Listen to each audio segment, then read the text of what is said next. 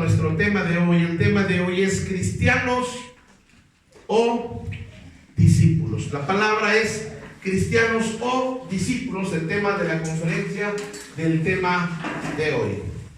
¿Alguien me puede decir qué es lo que está en la pantalla, hermanos? ¿Qué es eso, hermanos? Es un mexicano. ¿Quién dijo mexicano de este lado? Hermana Lili tiene punto extra. Un descuento de $1 para las donas. Es un mexicano. Eso es un mexicano. ¿Y eso qué es? Un europeo. Un europeo, hermanos. Es un europeo. Ahora, ¿qué es ¿eso qué es, hermanos? Un doctor, un médico, ¿verdad? ¿Y eso qué es? Es un bombero, hermanos. Ahora, así como nosotros podemos distinguir fácilmente qué es un mexicano, un europeo, un médico, un doctor, podemos también fácilmente detectar cuando alguien es un cristiano. ¿Qué es un cristiano? Hay una pregunta: ¿qué es un cristiano? Porque a lo mejor ustedes dicen: oye, ¿tú de qué religión eres? Y comúnmente decimos: pues soy cristiano. Pero a veces no sabemos qué es ser cristiano. Y hay varias posibles respuestas a esa pregunta. La pregunta es: ¿tú eres cristiano?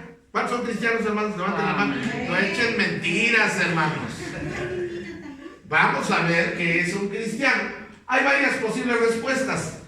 ¿Tú eres cristiano? Sí, no. Otros podrán decir: depende de qué es un cristiano. Si un cristiano si ser cristiano se trata de dar dinero, pues no soy cristiano. Sí, pero no sé cómo es eso, ¿verdad? Algunos podrán decir: sí, soy cristiano, pero no soy fanático. Y otros, francamente, podrán decir: a mí me caen gordos los cristianos. ¿Qué es un cristiano? Bueno, la palabra cristiano se mencionó por primera vez, o se les llamó cristianos por primera vez a los cristianos en Antioquía. Y usted va a encontrar la palabra cristiano, nada más la palabra cristiano va a aparecer 3 veces en toda la Biblia. Solamente 3 veces. La primera aparece en Antioquía a los discípulos cuando fueron llamados cristianos por primera vez. La segunda, el rey Agripa le dice al apóstol Pablo: por poco me persuades a ser cristiano. Y la tercera vez que aparece la palabra cristiano, Pedro habla de la bendición de ser perseguido como cristiano. Pues vamos recapitulando. Primero les llamaron cristianos. La primera vez ese nombre fue dado en una ciudad llamada Antioquía. Fue la primera vez que, oye, ¿qué es eso? Que cristianos. La segunda, cuando el rey Agripa, casi el apóstol Pablo lo convence y dice: por poco me persuades, me convences a ser cristiano. Y la tercera, cuando Pedro nos habla en una de sus cartas de ser o de sufrir como cristianos. Los cristianos, hermanos, antes de ser llamados cristianos, eran conocidos como los del camino. De hecho, el término cristiano, que usted y yo hoy adoptamos con mucha empatía, alegría y hasta orgullo, fue un nombre que se les dio de manera despectiva primeramente, nacido por ahí de los días de Nerón, cuando la iglesia estaba naciendo en su apogeo y veían la actitud de Cristo en ellos y les llamaron: ay, mira esos cristianos. Pero era un apodo despectivo. Y en los días de Nerón, usted sabrá un poquito de historia tal vez, pero déjeme decirle que Nerón históricamente mandó a incendiar Roma. Y a la hora de que el pueblo se enardece, a la hora de que el pueblo está furioso porque habían quemado Roma, a Nerón se le ocurre echarle la culpa por consejo de alguien a los cristianos, y desde entonces empezó a haber una persecución terrible sobre los cristianos. Y el nombre de cristiano se difundió como algo malo, como algo a perseguir, como algo que no era sano. Pero vamos a ver lo que dice la palabra del Señor en Hechos 11, verso 25. Después fue Bernabé a Tarso a buscar a Saulo y hallándole, le trajo, ¿a dónde le trajo, hermanos? Háblenme todos, ¿a dónde le trajeron a Saulo? A Antioquía. Versículo número 26, quiero que note eso. Y se congregaron, la palabra congregarse es reunirse. Y se congregaron allí, ¿cuánto tiempo, hermanos? Todo un año con la iglesia y enseñaron a mucha gente. Y a los discípulos se les llamó cristianos por primera vez. ¿En dónde, hermanos? En Antioquía. Entonces vamos a ver que en unos inicios el cristianismo o llamarse cristiano era igual a ser un discípulo de Jesús, un discípulo de Cristo. ¿Sí me están entendiendo? Amén. Cuando les llamaban cristianos era porque eran discípulos seguidores de Cristo.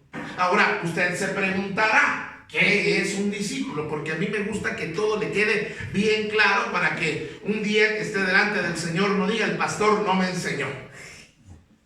Entonces, ¿qué es un discípulo? Un discípulo es un aprendiz. Un discípulo es un seguidor. Un discípulo es un pupilo. Un discípulo está unido a su maestro. Un discípulo es uno que escucha.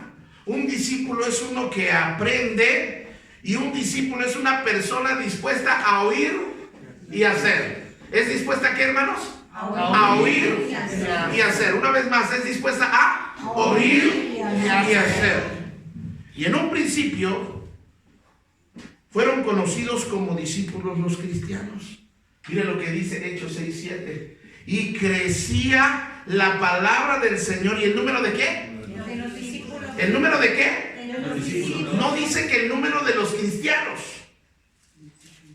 No dice que el número de los simpatizantes. Dice que crecía el número de los discípulos. Y se multiplicaban grandemente en Jerusalén. También muchos de los sacerdotes obedecían la fe. Hechos 9:26. Dice: cuando llegó a Jerusalén, trataba de juntarse ¿con quién, hermanos? No dice que trataba de juntarse con los cristianos, con los aleluyas o los hermanos. Dice que trataba de juntarse con los discípulos.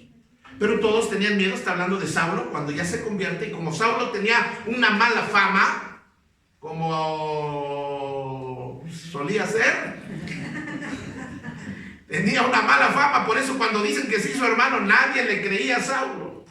Y él trataba de juntarse con los discípulos.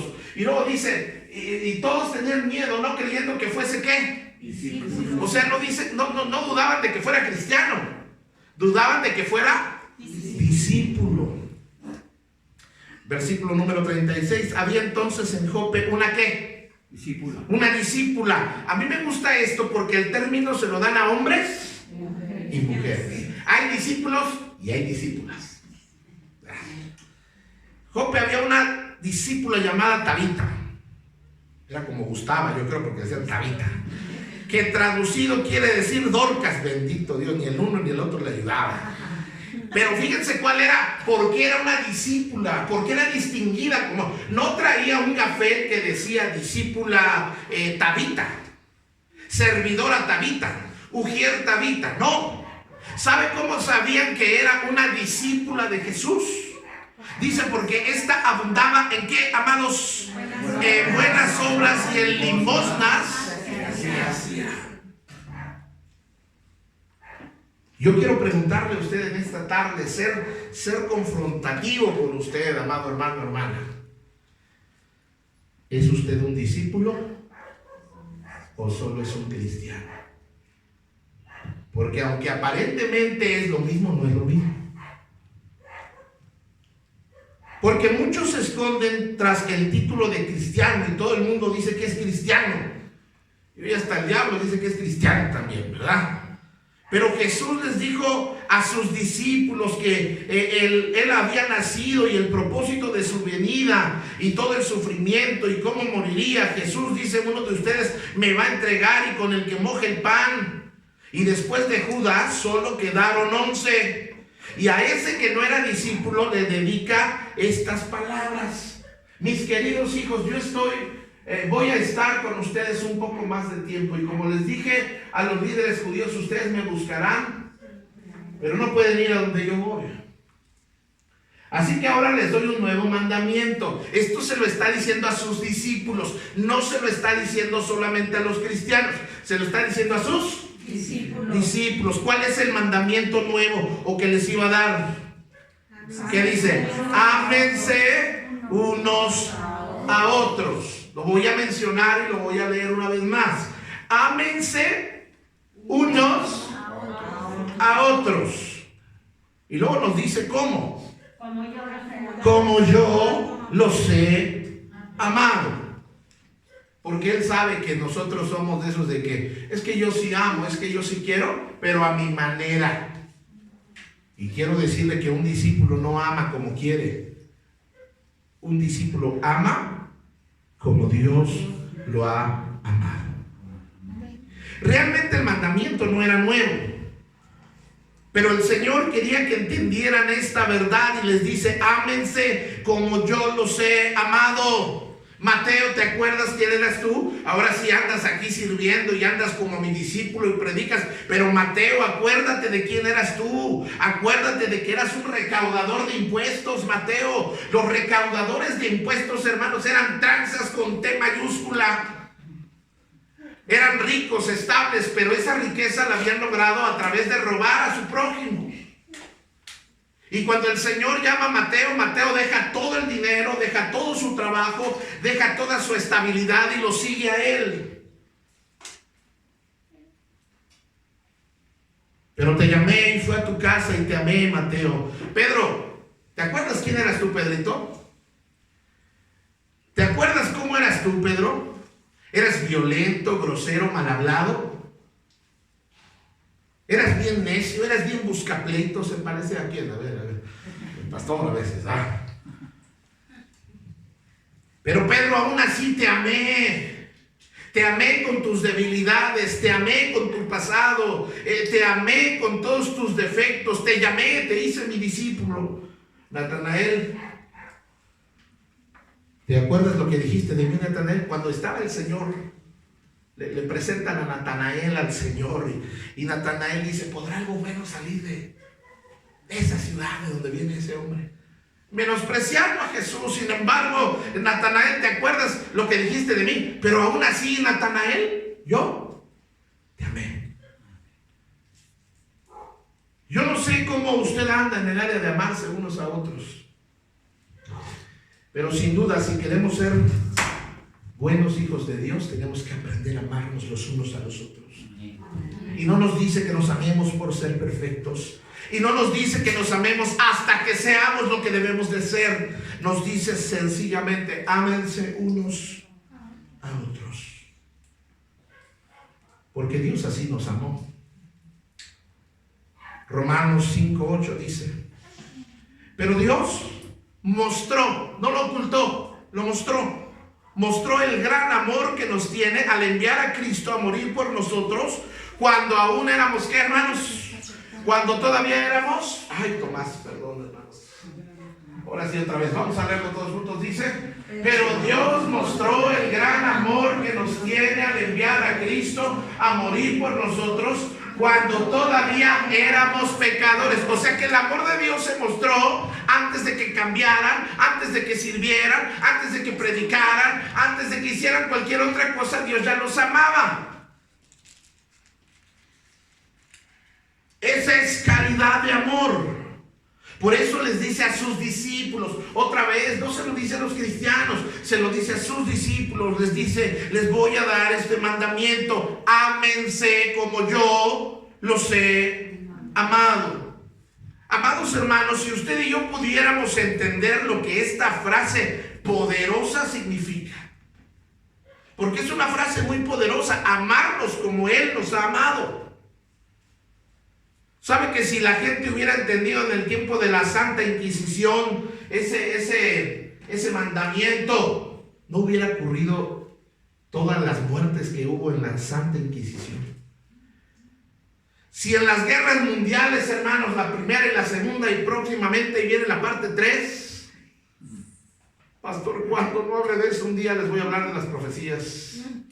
Pero no te paniques, no tienes miedo, estamos seguros en Cristo. Amén. No se preocupe de quién va a empezar la guerra mundial, si China, si Rusia, si Campeche. No, hermanos. Usted preocúpese por caminar con el Señor.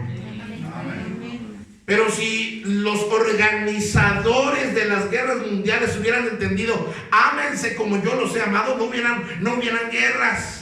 No hubiera habido genocidios. Usted sabe que los alemanes, los genocidios que hicieron con los judíos, los holocaustos que hicieron con ellos, cuántos millones de muertos. Si los asesinos entendieran, amados hermanos, ámense como yo los he amado, no hubiera asesinatos. Si las mujeres que hoy en día tanto pelean mi cuerpo, mi derecho, entendieran, ámense como yo los he amado, no habría tantos abortos. Si se entendiera el principio, ámense como yo los he amado, no habría divisiones. Amados hermanos, las divisiones en las iglesias ocurren cuando las personas no están conscientes de cuál es su posición en la iglesia, su posición en Cristo, que no somos jefes, que somos todos siervos, que debemos llevarnos, que debemos colaborar como equipo, juntarnos. Si entendiéramos, ámense como yo los he amado, no habría divisiones. Si entendiéramos, ámense como yo los he amado, dejaríamos de chismear y murmurar los unos de los otros. Si pudiéramos entender, ámense como yo los he amado, podríamos perdonar sin trabajo. ¿Qué trabajo nos cuesta perdonar a veces? ¿Cuán difícil es que una persona, y miren, amados hermanos, si usted se llama cristiano, a lo mejor ese es el problema, que se llama cristiano, pero no es un discípulo. Porque para un discípulo la consigna es: perdona porque yo te he perdonado. Amén. Pero es que me cuesta trabajo. Ni trabajo nos costaría si amáramos como Él nos amó. Fíjese hasta dónde llevó Jesús ese amor puro, perfecto, sagrado, que estando en la cruz del Calvario con la corona de espinas, con su espalda todavía fresca, con sus clavos en las manos y en las piernas, alcanzó a decir: Padre, perdónalos, porque no saben lo que hacen. Si entendiéramos, amados hermanos, ámense como yo os he amado, no nos costaría trabajo ser generosos con las cosas del Señor. ¿Quiere que le diga un secreto? Creo que no vinieron los chismosos. Los puedo decir secretos. Alguien dice: pastor, ¿por qué café? ¿Por qué chocolate, donas? ¿Por qué la rifa, pastores? Y no falta quien se ahogue, hermanos. Quien piense que la rifa es pecado, hermanos. Si no te azotes, que chayotes. No seas legalista. Cosas más terribles que son pecado. Pero bueno, hermanos, ¿sabes por qué tenemos que hacer esto, hermanos? ¿Por qué tenemos que vender donas y chocolate? ¿Por qué tenemos que vender boletos para la rifa, para juntar para nuestro aniversario? Porque nos falta generosidad como iglesia. Porque si nosotros diéramos si cada uno aprendiera a dar sus diezmos y sus ofrendas, no tendríamos que hacer nada, hermanos. Sencillamente haríamos todos los proyectos. Pero debido a que eso es algo interior y es entre tú y Dios, y que aquí nosotros no te podemos obligar a nada, te invitamos, yo te invito, pero si no quieres no hay ningún problema. Pero hay un problema en nuestro corazón con Dios cuando no somos generosos. Una persona que es agarrada tiene un problema con Dios, porque Dios es dadivoso y generoso. Y no solo dicen que cuando Dios da se le pasa la mano, hermanos. Dicen en Guadalajara: da bien mucho. Y yo les decía: ay, qué chistoso hablan ustedes, se dice da bien bastante.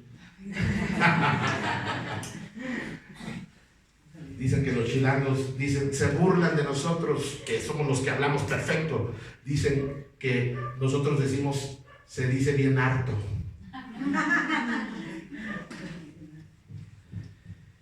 Y Jesús les dice: yo ya no voy a estar con ustedes, pueden venir a ese lugar. Pero mientras yo me voy y regreso, les voy a dejar un encargo. Es como cuando tú, papá o mamá, te vas de tu casa y le dices al niño, al hijo, a la hija, al joven: te encargo los trastes, te encargo la ropa, sacas haces esto. Dejaste un encargo, ¿verdad? Y cuando tú regreses, ¿qué esperas? Que tu encargo se haya realizado, se haya hecho. Bueno, el Señor se fue y todavía no regresa. ¿Y sabes que ese mandamiento todavía está vigente? Y Él va a venir y nos va a decir: Carito, ¿te amaste a los demás como yo te amé? Va a venir y va a decir: Berito, ¿amaste como yo te amé? Va a venir y va a decir: Pablito, clavó un clavito, ¿amaste como yo te amé? No, Señor, es que el hermano amador, no. ¿Amaste o no amaste? Vendrá y nos pedirá cuentas de ese mandamiento.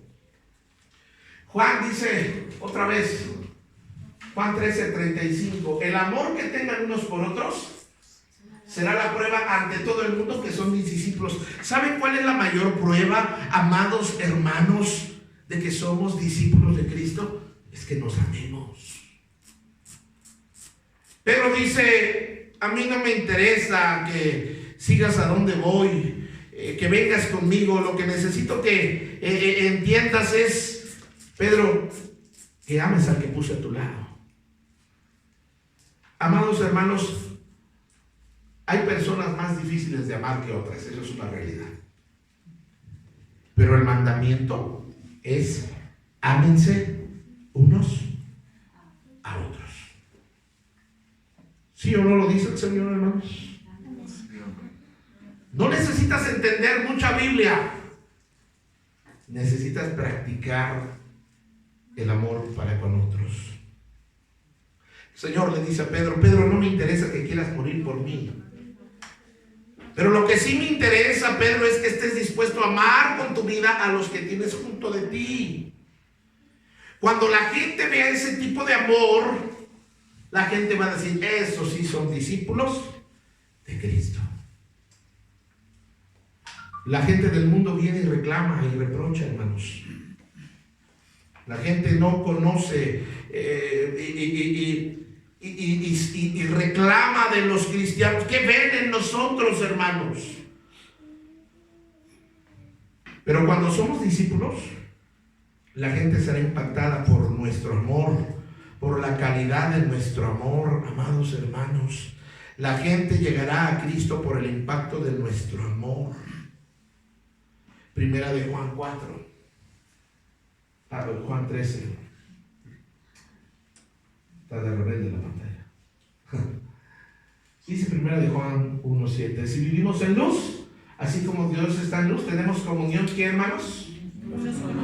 Unos con otros. Y la sangre de Jesús, su Hijo, nos limpia ¿de qué, amados hermanos? De todo pecado. Pero una señal de que estamos en luz es que nos amemos, que tenemos comunión unos con otros. Juan 8:31, Jesús le dijo a la gente que creyó en Él: ustedes son verdaderamente mis discípulos. Note que no dice ustedes son verdaderamente cristianos, no. Ustedes son verdaderamente mis discípulos si se mantienen fieles a mi enseñanza. Primero de Juan 15:8. Cuando producen mucho fruto, demuestran que son mis verdaderos ¿qué? Discípulos. Eso le da mucha gloria a mi Padre. Ámense como yo los he amado. Hermano, ¿me puede apoyar con el teclado? Ser cristiano no implica tanta responsabilidad, entrega, generosidad como la de ser un discípulo. Hubo un milagro, el Señor pasó días enseñando. Sentó a la gente ahí en el monte y les predicó. Y ya tenía hambre la gente y el Señor dice: no los quiero enviar en ayunas, quiero que les den de comer. Los discípulos se sorprendieron y dicen: Señor, no tenemos dinero. Casi el Señor les decía: cooperen para el aniversario, no hay feria, Señor. Pero Jesús les dijo: ustedes nada más obedézcanme y yo ya sé qué voy a hacer. Mandaron a recostar a la gente, organizaron a la gente. Y algo bien hermoso es que un niño vino y ofrendó unos cuantos panes y unos peces. Por eso yo alabo y doy gracias a Dios de que la gente ofrenda, aunque sea poquito, Dios lo multiplica. Y viene y ofrenda su lonche ese niño a Jesús, y Jesús toma y recibe esa ofrenda y levanta los ojos al Padre y la multiplica. Y entonces los discípulos fueron los encargados de repartir el milagro, de repartir los panes y los peces. Yo te voy a decir una cosa: cuando eres un discípulo de Cristo, tú estás administrando los milagros del Señor. No son de los que reciben, son de los que dan. Y a mí me gusta más dar que recibir. Ámense como yo los he amado. ¿Qué tal nos caería amar en vez de juzgar? ¿Qué tal nos caería amar en vez de criticar? ¿Qué tal nos caería amar y dejar de ser un espectador y convertirme por mi amor en un hacedor? ¿Qué tal me vendría amar en vez de pelear? Ama a tu esposa, ama a tu esposo, ama a tus hijos, ama a tu iglesia. Ahí vamos, hermanos, ahí vamos. Yo sé que por eso me puse una camisa más clara, para que no me pierdan el color. Pero todas las mejoritas que queremos hacer, hermanos, son por amor a ustedes. Y se logran llevar a cabo por el amor y la generosidad de ustedes. Ama tu trabajo. No te quejes de tu trabajo. Hay mucha gente que no tiene trabajo ahorita. Ama tu trabajo, no te quejes de tu trabajo. Ama a tus padres, pero no son perfectos. Pero es que me traumaron, todo trauma ahora. Ama a tu padre, ama a tu madre, ama a tus compañeros de trabajo, ama a tu empresa, ama a tus hermanos de la iglesia, aunque no son perfectos. ¿Sabes qué? Una iglesia está conformada de pecadores redimidos por la sangre de Cristo. Aquí no hay nadie perfecto, no veo a nadie perfecto. Ni yo soy perfecto. Estamos en un proceso. Dios nos va cambiando, Dios nos va santificando, Dios nos va mejorando. Aprende a amar a la persona que todavía no crece como tú. Si somos más maduros, debemos amar a los más débiles. El cristianismo en el pasado creció, trascendió, se extendió, impactó, porque los discípulos, los primeros discípulos, aprendieron a amarse. ¿Saben qué nos hace falta últimamente el enemigo, hermanos? Y lo hablo por todo, desde la cabeza hasta los pies. Yo creo que viene un buen tiempo para nosotros en el aniversario, viene un buen tiempo para nosotros como iglesia. Pero el diablo va a rugir. Está molesto, hermanos, está enchilado el diablo. Ya por ahí me amenazaron, pero hermanos, lo que el diablo no sabe es que la promesa de Pedro se le olvidó al tarugo diablo, que ni las puertas del Hades podrán prevalecer contra la iglesia de Cristo. Pero para eso tenemos que ser fuertes en nuestro amor. Aprenda a amar, aprenda a perdonar, aprenda a sobrellevar a la gente de carácter difícil. Aprenda a sobrellevar al que murmuró de usted. Saben que yo he tenido que aprender a hacer eso a través de muchos años. Porque es fácil amar a quien me trata bien, a quien me aliviana, a quien me apoya. Pero hermanos, yo le decía hace un momento, qué difícil es amar al que sabes que está hablando mal de ti.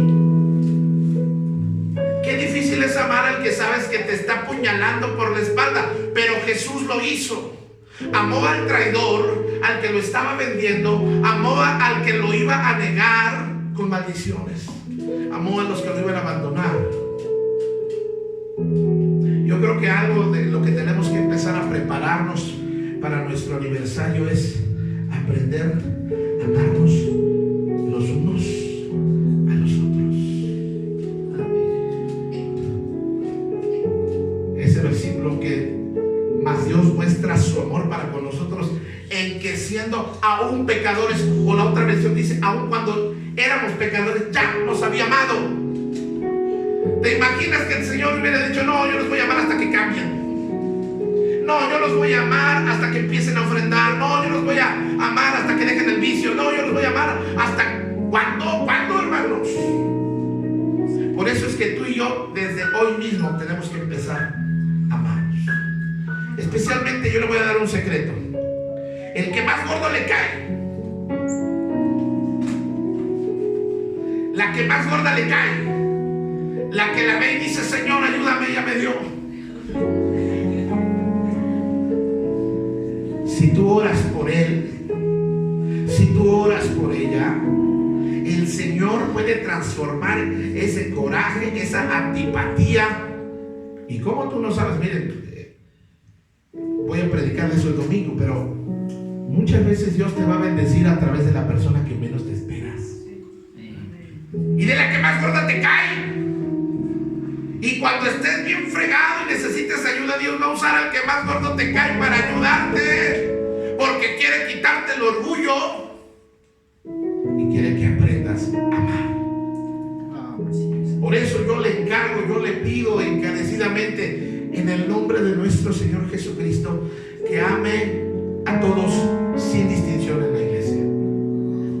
Porque la única manera de impactar a esta sociedad, hermanos, hay demasiado odio, coraje, abandono, demasiada soledad y depresión en la sociedad. Necesitan una iglesia amorosa.